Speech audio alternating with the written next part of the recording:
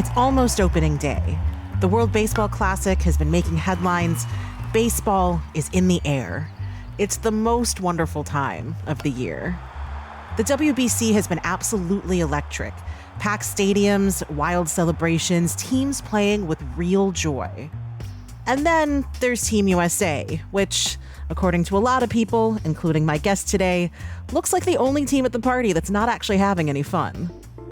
So today, we're going to get into all of it. The vibes, or lack thereof, around Team USA, the leadership questions that have followed them through the tournament, and why the rest of the baseball world seems to understand something about the game that Americans sometimes forget about our own national pastime.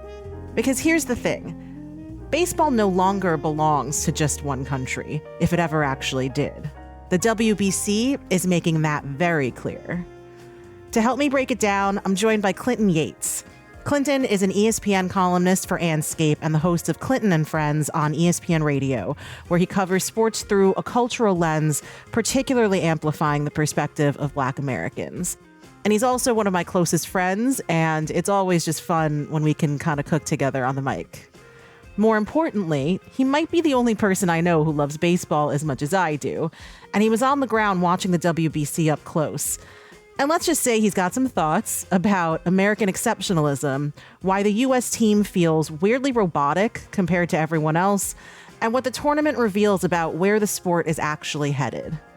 We'll also get into some of the other stories that somehow turned into cultural debates this week, the extremely silly but also oddly revealing controversy over the NBA canceling Magic City night in Atlanta, and why Bam Adebayo dropping 83 points immediately turned into a full-blown internet referendum on Kobe Bryant and respect, defense in the modern NBA, and basically everything people think is wrong with men's basketball.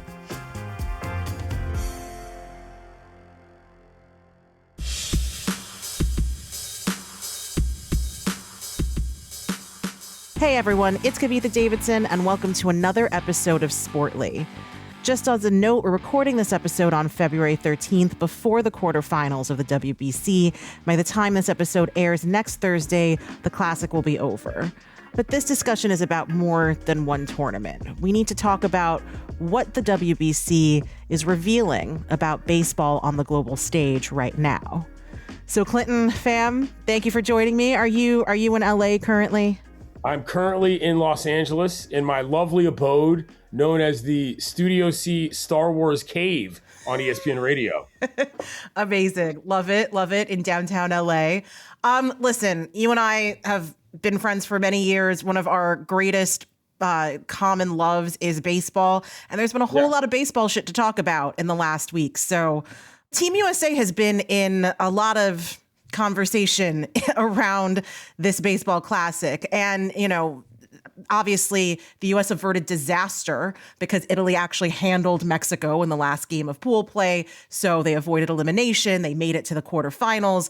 This obviously became a huge point of conversation because it seemed like the American manager, Mark DeRosa, did not know the rules of eligibility of getting into the quarterfinals, and the fact that the U.S. had not actually punched their ticket. And the direct quote from him in a MLB Network interview was, "We want to win this game even though our ticket is punched to the quarterfinals because Mexico plays Italy actually tomorrow." That was obviously not true. He later said he misspoke, but he sure was managing the game as if he thought it was a meaningless game, right? Like Bryce Harper was on the bench and Ryan Yarbrough got major innings in the middle of the game. So what did you make of the initial comments? And then we'll talk about the league's reaction to it. Okay, so if I'm being quite honest, Kavitha, there are things that I know that I can't say. Sure. But I will tell you what I found the biggest problem with. And this was well before they played a baseball game. Why is Aaron Judge the captain of this team? Yeah, fair. Give me one good reason. Because he's the Yankees captain? He's never played in the tournament, Kavitha. Why is he the captain of the team? You know who had played in the tournament and who did have a breakout 2023? Kyle Schwarber. Yeah. He should have been the captain off rip. And when you saw that rah-rah speech in Arizona, where I wanted to run through a wet paper bag because I was so fired up from Aaron Judge, I was like, oh, this is a mistake. Like off rip, it was clear that they had a leadership issue that, again, even if they win this tournament, they're scaring the hose, all right? Their vibes are terrible. I feel like you could also go as far as to say, why is Mark DeRosa the manager of this team? Oh, yeah, absolutely. And that's what I'm getting at, is that for whatever reason, at the top, it just feels like this was a vanity effort as opposed to like, yo, you got to build a team to win a tournament. And the slingshot effect of everybody this year actually being not just into it, but rather talented. And this militarized approach from the U.S., it's like, oh my God, I do not want to go to that party, is kind of what I'm feeling like with the U.S. team. And a lot of people in Houston said the same thing. They were like, this is just not fun with these guys. I was in Miami for Group D, Nicaragua, Venezuela, Dominica, the Netherlands. Israel was there as well. Like, that group had diversity. It had, teams that were made up of different parts of the globe that weren't exactly always conjoined in terms of the Kingdom of Netherlands. They got a lot of people from a lot of different places, et cetera. Curacao and everything, yeah. Yeah, exactly. Dutch baseball is always delightful to me. Hey, listen, don't get, I've read all the game notes. Don't get too chesty about that. They actually play on the homeland and have been European powerhouses for a while. Honey, I'm a Didi Gregorius stan. You don't have to tell me twice for sure. So. Oh, okay. Right. But that kind of goes to something. So on your radio show, Clinton and Friends, you had said basically what you just said, that the Team USA is the most robotic, boring team in this tournament. There's like no joy. I think one of your coworkers said that they were cosplaying soldiers, which, yeah, correct. Like the Italians are making espresso when they hit a home run. And even the fucking Brits are, are doing the whole Buckingham Palace thing. And we're saluting, which your point was kind of like, it wouldn't actually be the worst thing for the tournament if the US had been eliminated. Right. I mean, obviously this is a MLB sanctioned event, but why do we think that the US is necessary for these types of tournaments when so much of the league itself is comprised of non-American players and the most exciting player currently is Japanese? I think this is a basic case of Occam's razor, Kavitha, which is the most obvious answer is right there, which is American exceptionalism. People can't get out of their own way when it comes to thinking that if the Americans aren't at the top, super involved, and consider the best before anything even happens, well, that's not important. Like, what? For Bryce Harper to sit up there, and again, this isn't even about Bryce Harper specifically, but for any player to sit up there and say, well, it's not the Olympics. Name me 3 Olympic baseball moments you can remember. Name one. Right. One. Right. Tommy Lasorda and Will Clark, you people don't remember that. You know what I'm saying? You don't. So stop lying to yourself because you want to jump on the bandwagon that happened with USA Hockey regarding the men's and women's teams winning gold. This is comparing apples to watermelons, yo. Hockey is a behemoth in the Olympic world. It is a completely different paradigm. Hell, it's a far more exciting game, and I love baseball more than anybody I know. It's just the nature of the sport is not one that lends itself to rah, let me get fired up for a 16 5-game tournament or whatever the Olympic format is. It's not the same. And so that doesn't really matter. That's kind of getting in the weeds. But what I'm saying is this idea of, yeah, we're here, we could be elsewhere. That to me is just a level of arrogance culturally that I feel is ingrained in a lot of Americans, never mind baseball players, never mind guys that have been at the top of their game for a long time. That's really hard to unravel. And that's why I think when people watch these WBC games, they're like, they need more of this in MLB, they need more of that in MLB. There's not enough of that to go around, dog. There's not enough of that to go around. Enjoy it in its pure form, puro, as they kept saying down there, now. Stop talking about what it's not. Talk about what it is. Well, and those Bryce Harper comments, just for listeners who might not know, he basically said that the WBC is great, but it's not the Olympics. It's not the same vibe. And a lot of people took that to mean that the Americans in particular are just kind of too cool for school when it comes to the WBC, even though every other country is taking this extremely seriously and is having a lot of fun. You and I had an interesting offline conversation about, on the one hand, baseball is in the Olympics in 2028 in LA. It was there in Tokyo because the host nations can add a sport to their Olympic program, but it's been removed from the Olympic program for several Olympics at this point. The idea of baseball not being a global sport is one that I take extreme exception to. And I take that exception particularly because I think the IOC is very Eurocentric when it considers what sports are global and what constitutes global. But your take, which is equally valid and that I appreciate, is that we're not doing ourselves any favor with how U.S.-centric this baseball classic and the coverage around it has been, correct? Correct, yeah. Also, look, I'm kind of a far left human being when it comes to the importance of the Olympics. Do I cover the Olympics? Do I enjoy the stories of athletes that wouldn't otherwise be able to compete and do things? Yeah. Should the Olympics probably not exist?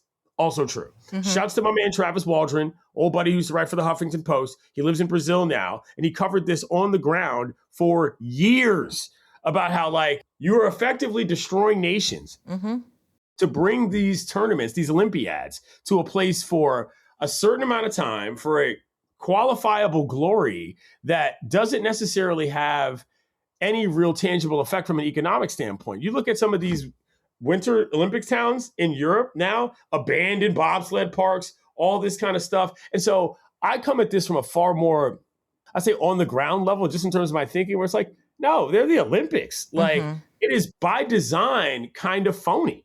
And baseball has roots in other places and other things that don't need that kind of stage in order to make it important. So I felt that not only was that short-sighted take from Bryce, and pardon me for not detailing it. I am not an average baseball fan. I assume everybody knows everything about every baseball player says all the time to a fault. It was so short-sighted.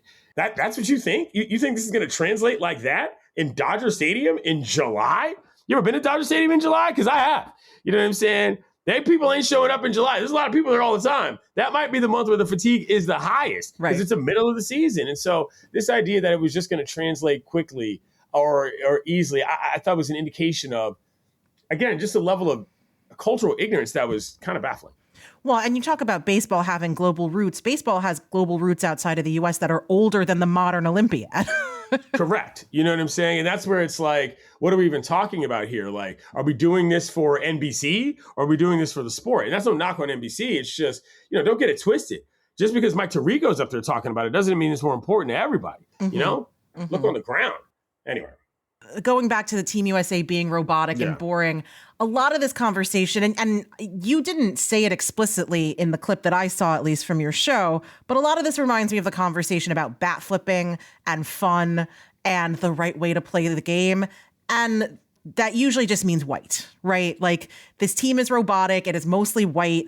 It is kind of devoid of fun, and that, like, I will say very Yankee corporate, like, just put your head down and do the work kind of thing. And they're, this is a game. And you see teams like Venezuela and the DR having so much fun.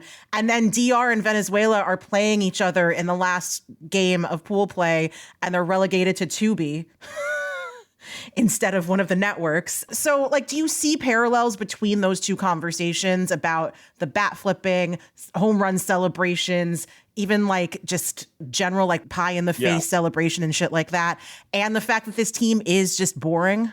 I think it's a little of that, Kavitha, but I think also like the bat flip almost seems like a gnat in a sphere of insects that got dragonflies all over the place. Like, that's not even a thing we think about anymore because the level of joy is larger than just the expression itself. You can see it on their faces. You can hear it in their voices.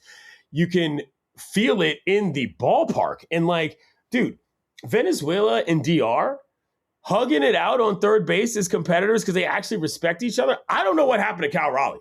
I don't know what happened to that guy. He had a career year, was everybody's darling. And all of a sudden he's too good to take Randy Rosareda's hand? Like, what's that? Like, what are you defending there? There's an outside argument. You shouldn't even be on this team. Again, for the non-baseball heads out there, Cal Raleigh wouldn't shake Randy Rosarena's hand. They play on different national teams, but they play on the same team in Seattle in Major League Baseball. So this is going to be a real big problem when opening day happens. You know why it's going to be a real big problem? I teach a class here in Los Angeles at Professor LMU. Clinton Yates, by the way. Thank you. Appreciate it. Sports, leadership, and culture. I talk a lot about leadership positions and how that relates to how things get done. And let me tell you something, kiddos. If you're on a baseball team and you have a conflict with a teammate, if the manager gets involved, it's a problem. And Dan Wilson had to come out and say something about two guys that are on two different teams in a completely different tournament, and they got to come back to spring training. Oh, for what? For whom and for what? And then he comes out wearing that weird shirt that had some other statement that I don't even really remember on it. I just think that they're so far in their own heads that it's one of those things where you think to yourself, do you even really know what's going on here? Like, you're way too far in the bunker. There is not a war going on in the baseball field. There's an actual war going on the globe. Get it together, you know? Correct.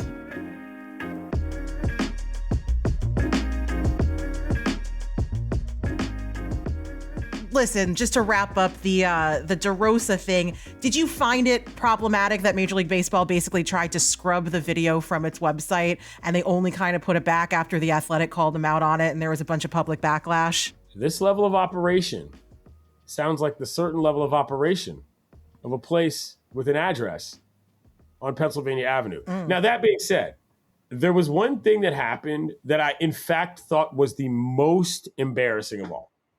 Alex Bregman, longtime major leaguer, when asked a question by a reporter in Spanish, replied in Spanish. Bregman is not a native Spanish speaker.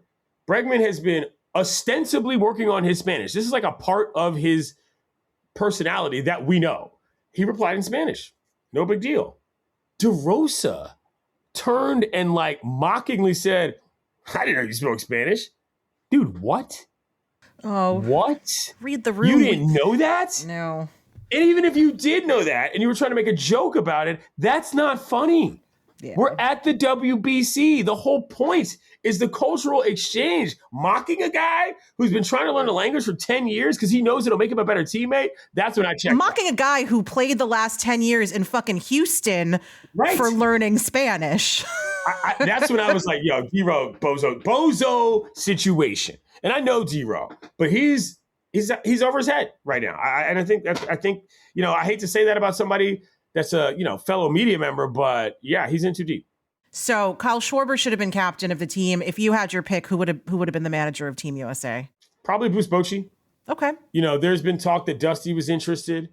In stories coming out later, I will explain why I don't think that would have been the right choice. But I think Boch would have been the guy.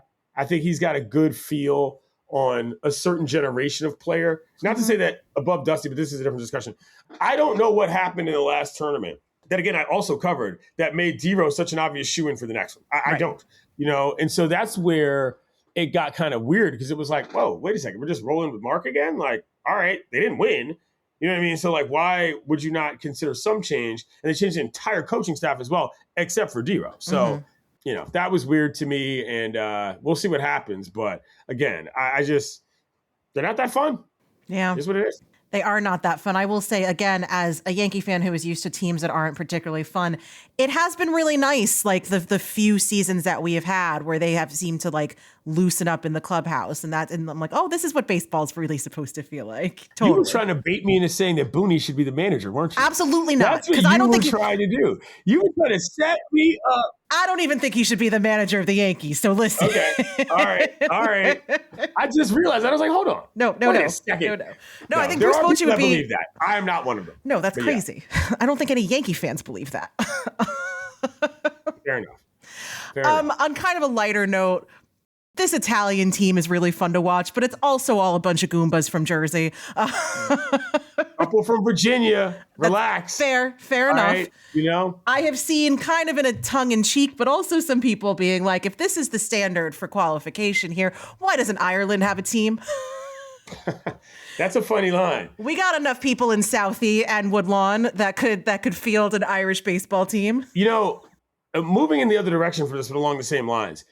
Last tournament, I wrote a column about what it would be like if Black America fielded their own team, which is effectively the same sort of corollary to what the Team Italy is. And like, it sounds far more revolutionary to be like, well, if we had a Black American team, that would be crazy. But like, it's kind of what the Italian team is in terms of cultural relevance, simply separated by borders. While not separated by borders as Black Americans, there's a cultural separation that like, you think we couldn't field a team? Get out of here, Jack. I mean, you might want to watch that team more than you watch these jabros. You know what I'm saying? And so, like, if this is opening the door, I might be there. Black American Squad would go crazy. Oh, how can we make that happen? I would absolutely watch that. No, yeah, of course. I mean, they'd be good too. So. Also, what would the flag be? That's a good question. There is a Black American flag, but people don't know what it is. Yeah. But, it looks like it's not what people think it is. It looks like a flag from the Caribbean. But, look that up on your own, kiddos. So, no, that would be dope. And Dusty would manage that team. Dusty would absolutely manage that team. The last thing on just like Team Italy and these eligibility requirements that are hilarious. I mean, 100%. Listen, lean into it. Lean into the tiramisu of it all. Well, okay, but hold on. Here's where I'm going to say something. So one thing that FIFA, the diabolical cousin of IOC, did in the last 10 years that was actually smart was loosen up these restrictions. Totally. Now, the reason why it mattered for FIFA is because their global implications operate on a completely different matrix. And so they were having problems, quite frankly, getting players to play on teams that actually wanted them to play on the teams. And so what they opened up to was something that, frankly, from a globalization standpoint, regarding just employment, I appreciated. Last year on Ukraine's team in the World Cup, there's a Brazilian dude on the team. You know why? Because he just played in Ukraine and lived there and naturalized. And so he became Ukrainian and played for Ukraine. Just like any other software developer, engineer, or whatever, who might move to London, gain residency, and works in London. It makes sense to me. I don't need all this bloodline nonsense. My man, Chase Dawson, is from Indiana. Chase Dawson played 2 years in the Nicaraguan Winter Leagues.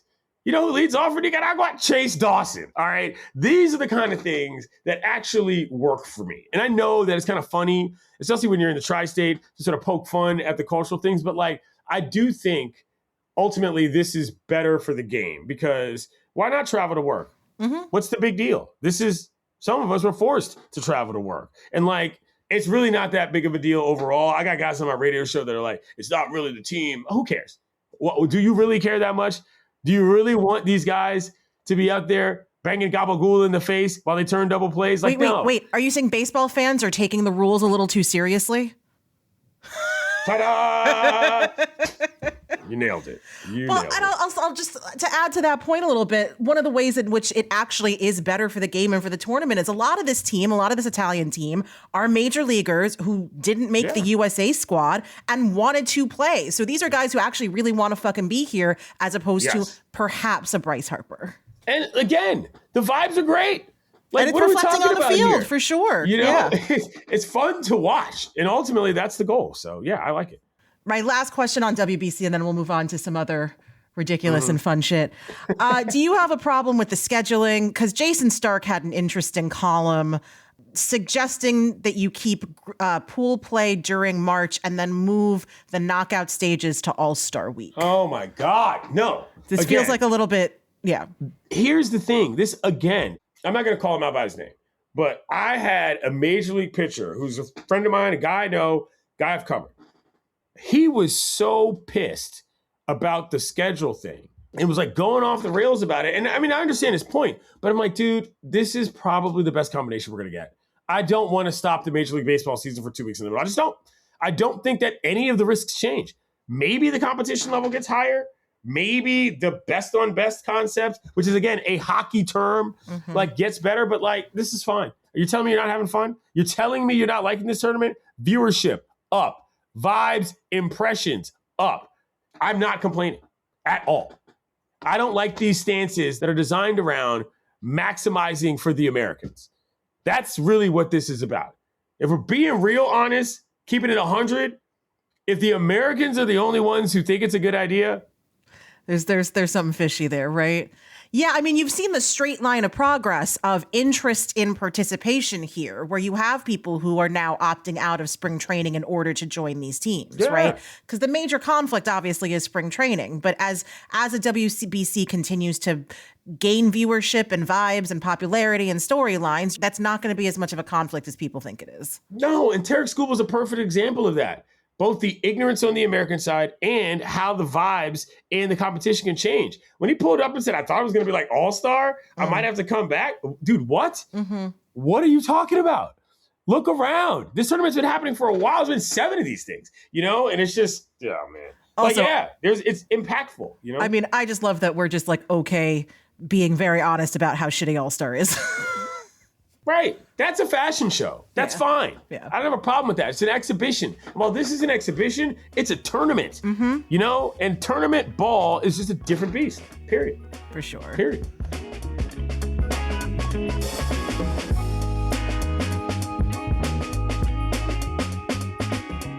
All right, so let's move on. Magic City Night being canceled in Atlanta. I know you had thoughts on this. I did a reel kind of explaining to my producer Paroma what like. Hold on, we have to bring her on for this. Like, I'm sorry, we're going behind the curtain. I need to know what she knows. Paroma, can you come join us? Hello. What did Kavitha explain to you? Don't let her say it first. You tell me what she said to you about what Magic City is. That it's a high-end strip club. Yes. There was something about chicken wings and peaches on sweatshirts, I think. Did she explain to you its relevance in the hip hop community? Well, I said that clubs like that, and particularly Magic City, have a huge place in the culture of Atlanta and in, rap culture in particular. I didn't go into specifics with lyrics. We could make an entire Spotify mixtape of songs that feature lyrics about Magic City. 100%. That's probably the easiest way for me to describe that, and I need you to know that from myself. So thank you for joining us. No problem. Bye-bye. I had to square the circle there, as they say. Is this the ultimate case of the Streisand effect, first of all? Like, do you think anybody would have paid this much attention to this without Luke Cornett and then Adam Silver canceling this night? No, not at all. We're at a point where Bam Adebayo scores 83 points in a game. Kobe stands are losing their minds. Who is Kobe Bryant? Colorado case, kiddos.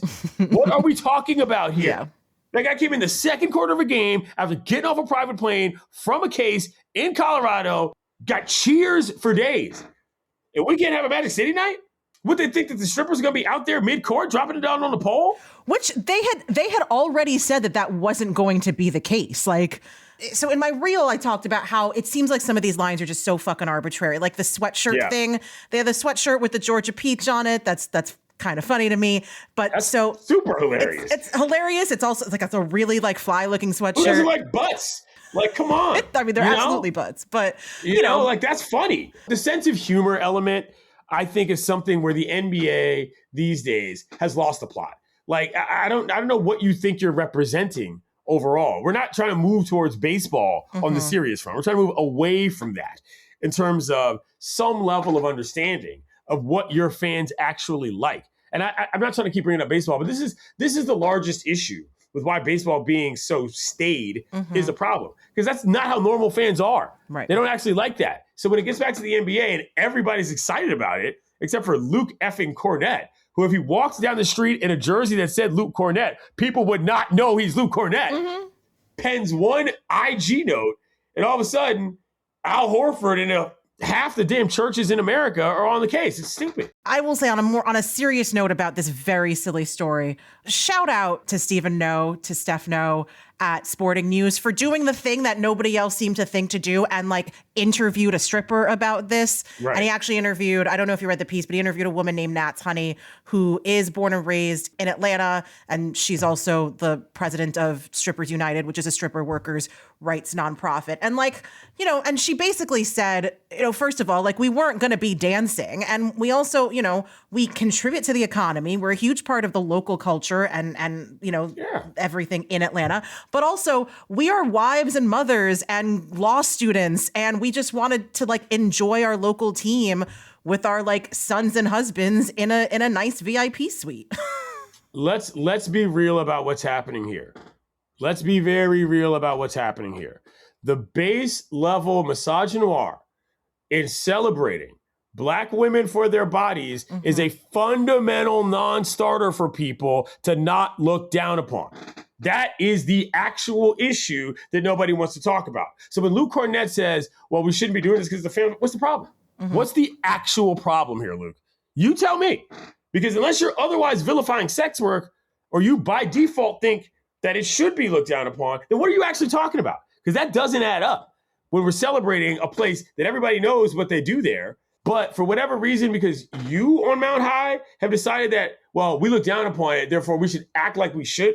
What? That doesn't even add up. It doesn't. It literally makes no sense. Well, and one of the points that she made that I'm so glad she made also was like, many of us don't choose to do this work. I do. A lot of us do choose to do this work. And that's why we have workers' rights unions and things like that to make sure that we're doing it in a safe and respected environment. Magic City is one of those places that people want to work at when they're in this industry. But she also said that, listen, if you really think and you really have a problem with some of the worst parts of the industry, which obviously do exist, then donate to an anti-human trafficking organization. There's actually one that every strip club in Atlanta that brings in a certain amount of revenue has to pay a tax in order to donate. So that's already a relationship that's been established. Like, there are other ways to have gone about this than moralizing. And like you said, not being able to celebrate particularly Black women's bodies in public when in private, we know what's going on here. So we know what's going on. We know what's going on. Let me wrap this up with the greatest tweet I've ever read about this topic. Naz Gioia quotes, "I can't explain Magic City to a kid." She says, "Skill issue. Once upon a time, a powerful wizard created a place called Magic City where weary knights, lords, and travelers came from far and wide to pay respect to beautiful mystical dancing princesses in hopes it would bring them good luck." Bingo bango. Just amazing. That's it. Print it out. Hang it in the rafters. I didn't write it, but I said it, so I'm taking a bow. That's all. My last question on this, because I haven't actually had the wings. How good are the wings? Listen, I don't give away cultural company secrets outside of the home. All right? Fair enough. And I will say this again, to quote my friend L. Duncan, the wings are good. The thighs are even better. Look out! There you go. That sounds like L, for sure.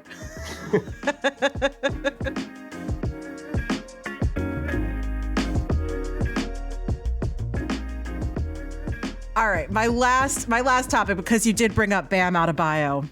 Yes. So Bam scores 83 points in a game against some gas station workers. I don't know who these Washington Wizards are. Obviously broke Kobe's 81-point record. It's the second highest scoring effort in NBA history. Everybody seems mad about this for a different, equally stupid reason. Like, the nostalgia heads are like, this would never happen in the 90s. And the Kobe stands in the LA heads are like, this was disrespectful to him. And some people are like, this is actually just what's wrong with the NBA. There's no defense. And then a bunch of people, I think, in a little bit more of a legitimate argument is like, man, 40 of those points were free throws. Like, who was he playing? So there's a couple things about this. Number one, it's the Washington fucking Wizards. All right. I am born and raised in the capital of the United States of America. I rooted for this team. They're the team of my youth. Do I care about the Wizards any longer? Not really. Do I perhaps have personal beef with Ted Leonsis, Theodore? Maybe. They're the Wizards, dog. There was a hashtag that was going around for a long time, maybe 10 years ago.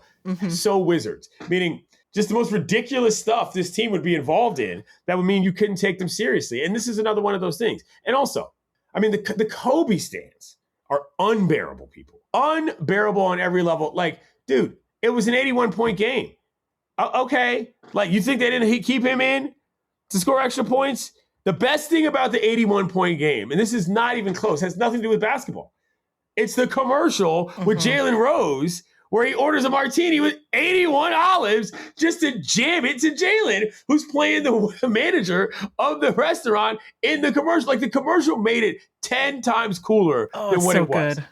It was in Toronto. Sam Mitchell's out there popping champagne or whatever. David Dennis Jr. said this on my radio show the other day. The game where he scored 62 against the Mavs in 3 quarters when they went on to win the championship later that year was a better game than the 81-point game.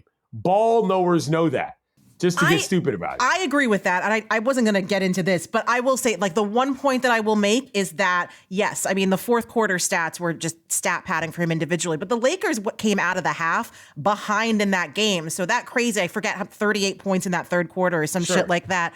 Like, that was actually necessary for the team to win. Okay. But then, like, stat padding happens, right?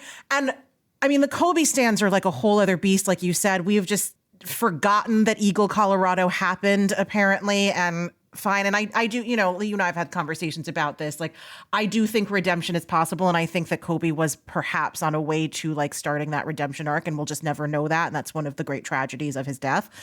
But at the same time, we got people like Sam Amick, who I have immense respect for. I used to work with him at The Athletic. I think he's a phenomenal reporter and phenomenal writer. But in my opinion, had this batshit column where he said that Bam should have stopped at 81 instead of hitting the next 2 free throws out of deference or respect. Like, what are we actually doing here? I don't know. Like, you know what I heard? Newsflash. They're going to tear down the Kobe statue outside of LA Live and put up a Bam one. Did you know that? Oh, wait, that's not happening. Calm down. My favorite TikTok I saw this week was a talk about a guy who said the Bam game is the best thing to happen for the NBA all season because you can attach any storyline you want to it. You mentioned all the different things people said. It is the Rorschach test of the NBA. Yep. That game represents any single narrative from the last 20 years in the NBA. Well, the Bam game provides you an outlet. So, yeah, I mean, this is ultimately entertainment. And Asia Wilson on the podium. Sorry. No, listen, 100%. So I was going to say my narrative, the narrative that I choose to follow is that one, she's now got motivation to go out and beat the 83, which she can absolutely do because she's no longer the highest scorer in the household. And her real-time reactions on social media during that game were just like, we are so lucky to have them as a couple. They are royalty. They are royalty. Let me explain this to you. Another cultural explanation, courtesy Clinton Yates. Bam Adebayo, Asia Wilson, Black American royalty, period, point blank. Every time they show up somewhere, they are the stars of the show. Headassery, which is what's known when you dress alike as your partner, they excel in. She looks good in his they clothes. They are fantastic basketball players, and they actually get along and talk well about each other in public. We love to see it. We absolutely love to see it. And one friend during the Bam game was texting me and being like, Bam, just beat the record and then announce that she's pregnant because we need this child. We need the greatest basketball player of all time. Can you imagine? By the by, I'm just going to detonate my own story for the family. That would have been amazing. Wow. As a Wizards fan, I think one of the best, or not, as someone who grew up in the DC area, I'm not going to besmirch you by calling you a Wizards fan. But what I think one of the best things I saw on social media around this was there was a ranking of all-time moments in Wizards history, and the Bam 83 game I think was like 5th, and I think 3rd was like Gilbert Arenas, and number 1, I think, is the undisputed GOAT of Wizards history is Mariah wearing the Jordan jersey. The dress, the Jordan Come dress. on, yeah. Okay. The most Wizards thing of all time that I can remember, and this is kind of tangential, but you'll understand when I get through it. I think it might have been 10 actual years ago. The NBA puts out an official list of the top 10 dunks of the year on YouTube. 7 of them were against the Wizards. And I was like, yo, you know what? I remember being like, I can't with this. I can't with this. It's wild. I don't remember that. Dunked on team in the history of the NBA is Washington Wizards. Unreal. It's amazing. Unreal.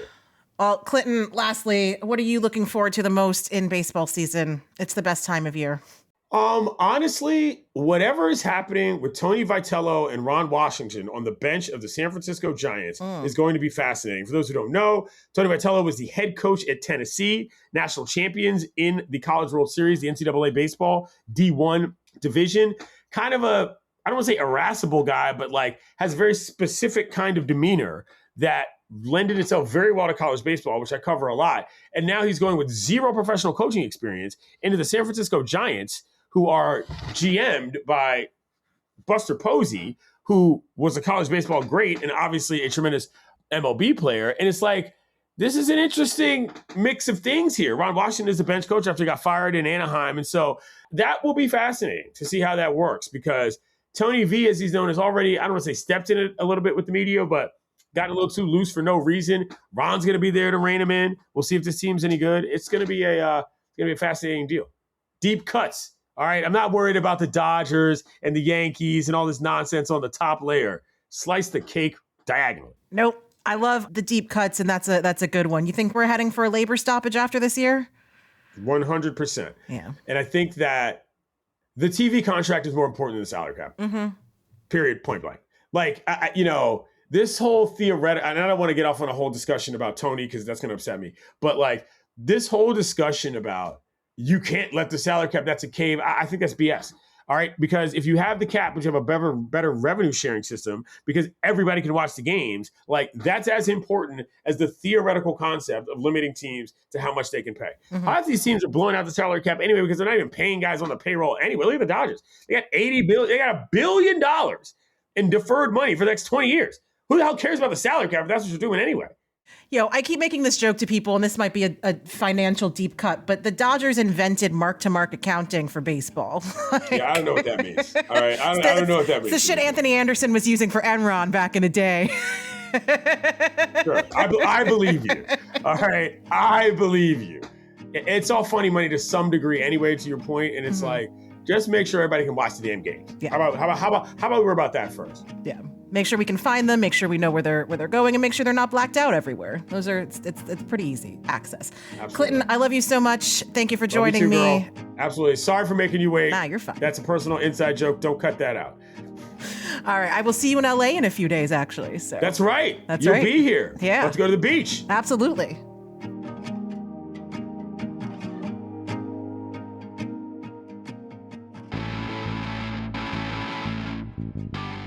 Thanks so much for tuning into Sportly. Tune in next week and every week after as we dive into another great story. If you enjoyed this episode, please rate and review us on your favorite podcast app or come tell us on Instagram. You'll find us at SportlyPod. Sportly is an Immigrantly Media production. This episode was produced by Paroma Chakravarti. Our executive producer is Sadia Khan. Our sound designer and editor is Paroma Chakravarti. Our theme music was created by Simon Hutchinson. Other music is by Epidemic Sound. Tune back in next week and every week after for more Sportly.